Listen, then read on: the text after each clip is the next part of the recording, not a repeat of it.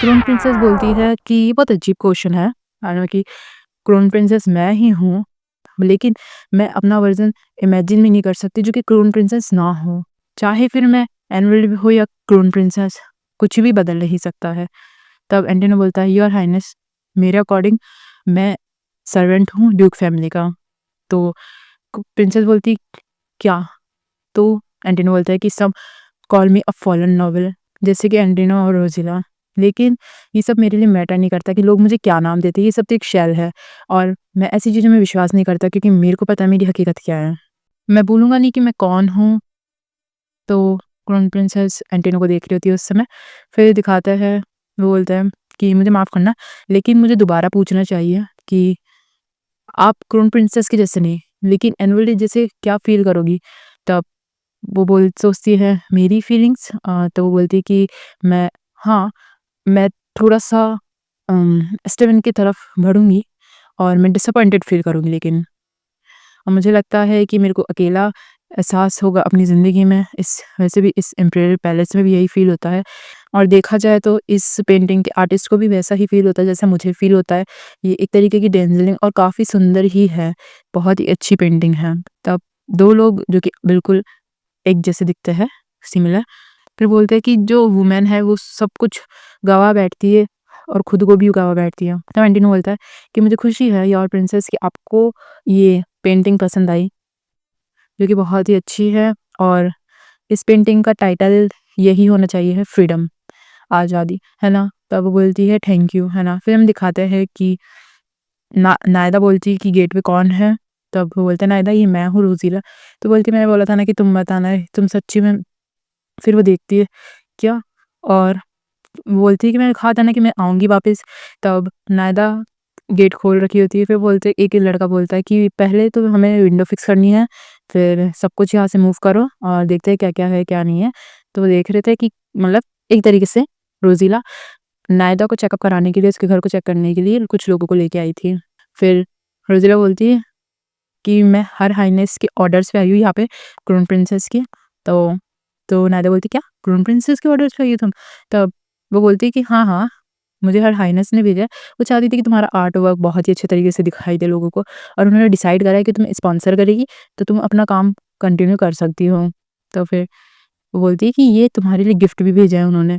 तुमने कहा था ना कि तुम्हारी लास्ट पेंटिंग ही थी जो तुम्हें प्रोटेक्ट कर रही थी, लेकिन नहीं, और अब तुम्हें दोबारा कभी भी इसको अ, खोना नहीं पड़ेगा। फिर उसके हाथ कँप-कँपा रहे होते हैं और वो नायदा रो रही होती है। बोलती है कि धन्यवाद, है ना? सच्ची में बहुत-बहुत धन्यवाद। दिखाते हैं कि नायदा बोलती है रोज़िला, तब रोज़िला बोलती है हाँ, तो बोलती है कि तुम मुझे ऐसे ही मिलने आती रहोगी, मतलब सच कहूँ तो मुझे अकेला फ़ील होता है काफ़ी। तब रोज़िला हँसती बोलती है अच्छा, ऐसा है? तो ठीक है, मैं तुम्हें रोज़ देखने आ जाऊँगी नायदा। तो बोलती है लेकिन बदले में तुम्हें मेडिसिन ढंग से लेनी होगी। तो बोलती है ठीक है। फिर ऐसे देखने में लग रहा था कि वो दोनों अच्छे दोस्त बनते जा रहे हैं। तो बता दें कि जैसा कि ओरिजिनल स्टोरी है वो चेंज हो चुकी है, नायदा का फेट भी चेंज हो चुका है। अब दिखाता है कि आफ्टरनून में बेल्टिंजर एस्टेट में रोज़िला आती है। अब सोचती है कि चलो मैं फाइनली यहाँ पे पहुँच तो गई। फिर वो सोचती है, किसी ने बोला था कि अगर तुम मेरे लिए चिंता हो कि मैं दोबारा भाग जाऊँगी तो अगले नेक्स्ट पेमेंट में मैं आऊँगी, है ना, एंटिनो की जगह। ऐसे वो दिन इसकी बातें याद आ रही थी।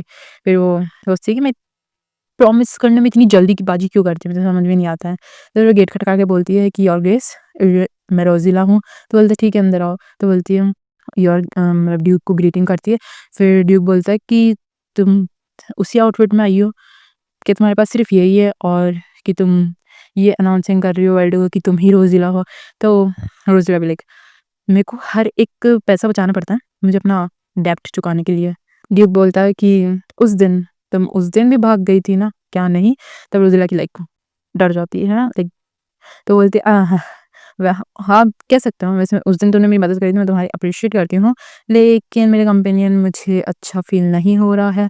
ड्यूक उसकी तरफ बढ़ता जाता है और वो पीछे से जाती है, तो बोलती है अच्छा तो एग्ज़ैक्टली क्या चाहती हो तुम इस बार?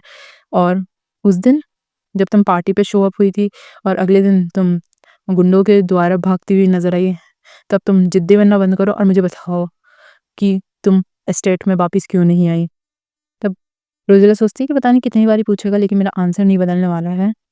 मैंने वैसे भी तुम्हें पहले बोला है कि मैं इस तरीके से ज़्यादा कंफर्टेबल हूँ रहने में, तो ड्यूक बोलता है कंफर्टेबल, अच्छा तो तुम मुझे बताओ तुम इतना सफ़र कर रही हो फिर भी इन सबको झेल रही हो और तुम बोल रही हो कि ये सब तुम्हारे लिए कंफर्टेबल है। तो बोलती है मुझे समझ में नहीं आता योर ग्रेन्स कि आप इन सब चीज़ों के लिए इतना कंसर्न क्यों है? मतलब मैं खुद का ख्याल खुद रख सकती हूँ। तो ड्यूक वैसे देख रहा था भाई इस इंसान को समझाओ, पागल थे इसके पास टेबल के पास हाथ रखता है ज़ोर से, मैं थोड़ा-सा गुस्से में। तो बोलता है कि तुम्हारा टेम्पर भी तुम्हारे भाई की बहनों की तरह ही है। तो बोलते हैं डैम इट रोज़ीना जिद्दी बनना बंद करो। तो तब ड्यूक सोचता है ये तो वही सेंट है, बहुत ही स्वीट और इंटॉक्सिकेटिंग। तब बोलता है कि ये परफ्यूम तो वैसा ही स्मेल कर रहा है जैसा करता है। तो फिर बोलती है रोज़िला कि जैसा मैंने प्रॉमिस करा था, ये रहा जो डेब्ट जो कि मैंने लिया था और थैंक यू मेरे को लास्ट टाइम मेरी मदद करने के लिए। लेकिन योर ग्रेस आपके पास कोई हक नहीं है कि आप मुझे डिक्टेट करो कि मुझे मेरी ज़िंदगी कैसे करनी है। और बोलना मत, मिस्टेकन मत होना कि मैंने सिर्फ़ पैसा ही उधार लिया था, अपनी बॉडी नहीं। तो बोलता है कि ये सेंट मुझे पागल करके रहेगा। तो वो ड्यूक बोलता है कि अच्छा, तो तुम अपनी प्राइड रखोगे आखिरी तक। अगर कोई तुम्हारी बातें सुनेगा तो उसे क्या लगेगा कि मैं तुम्हारी बॉडी के पीछे पड़ रहा हूँ? तो बोलते हैं हम। तब ड्यूक उसके पास में आके बोलता है कि वैसे भी तुम मुझे क्यों रिजेक्ट क्यों कर रहे हो? ये तो तुम्हारा वर्थ ही बढ़ाएगा ना। और रही बात कि मुझे कितना ऑफ़र करना पड़ेगा तुम्हारे, इससे पहले वो कुछ बोलता है, रोज़िला उसको एक तमाचा मारती है।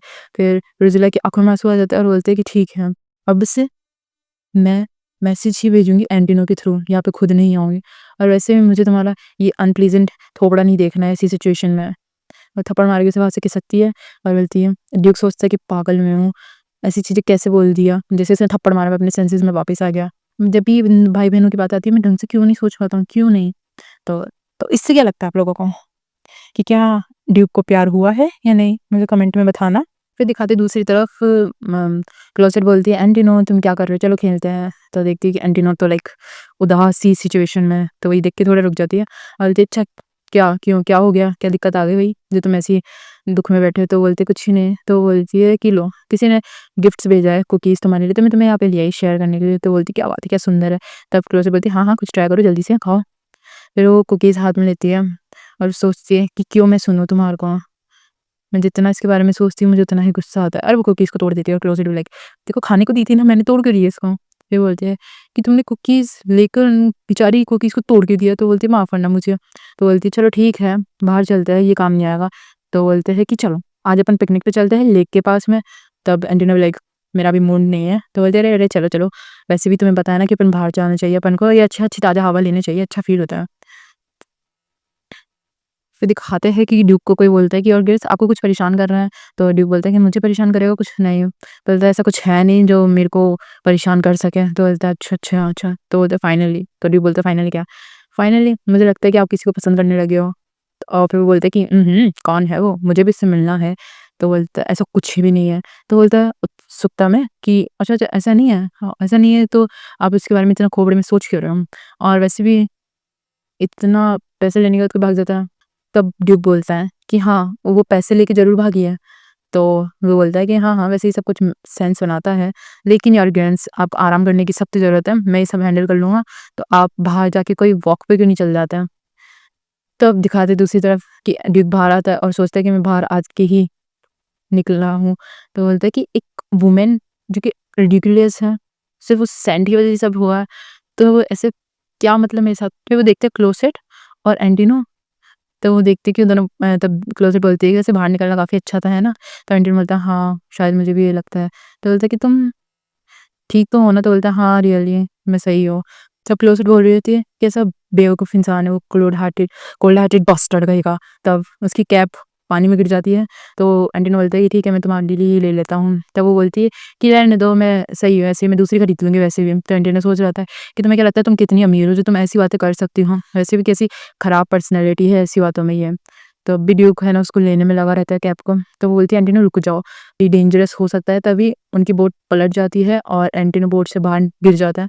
तब क्लोसेट बोलती है ज़ोर से चिल्ला के एंटीनो, और एंटीनो पानी में डूबने लग जाता है। अब वो सोचता है कि मैं तैर नहीं सकता, क्या मैं इसी तरीके से मरूँगा? तो बोलता है कि इतना स्ट्रगल करने के बाद आखिरकार मुझे इस तरीके से ही मरना है। तो इसी के साथ ये एपिसोड खत्म होता है। नेक्स्ट एपिसोड काफ़ी सस्पेंस भरा है आपके लिए, ठीक है?